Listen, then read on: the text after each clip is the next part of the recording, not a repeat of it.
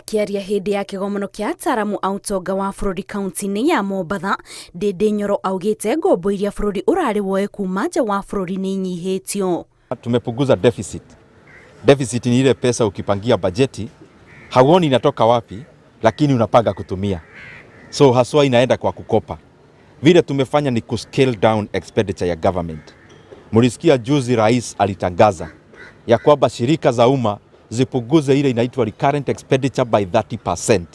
Hiyo pesa already tumepunguza, na ndio imepata sasa tumepunguza pesa ambazo ilikuwa tukope. Ndindi augite thirikari ya Kenya Kwanza ikoretwo ikirutaniria niguo gutigirira bururi ni urerugamia kuhitukira mbeca iria urongania, undu uria uguteithiriria hari kunyihiria a Kenya murigo wa ngombo iria magirire kuriha. Tunataka Kenya ijiangalie na ijidhibiti, na Kenya yenyewe kulingana na ile fedha tunachukua kwa sababu ni mingi, tuache kukopa sana kwa sababu already wa Kenya wanatoa ushuru kubwa.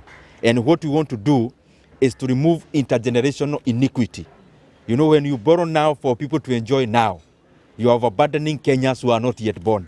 That is what we are avoiding. Ndindi oho augite itanya ria thirikari budget neno ti kuongerera a Kenya magoti, indi ni gutigira namba ya andu aria marariha magoti ni ongerereka niguo kuongerera muigana uria uronganio. Instead of drilling deeper for Kenyans to pay taxes, we want to make as many Kenyans to be able to pay.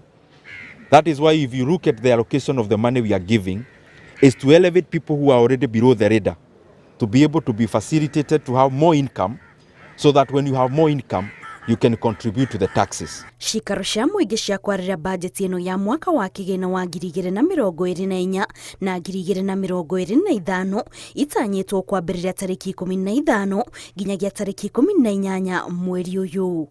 Ngiribotera Inooro TV, njĩtagwo Kate Muthoni.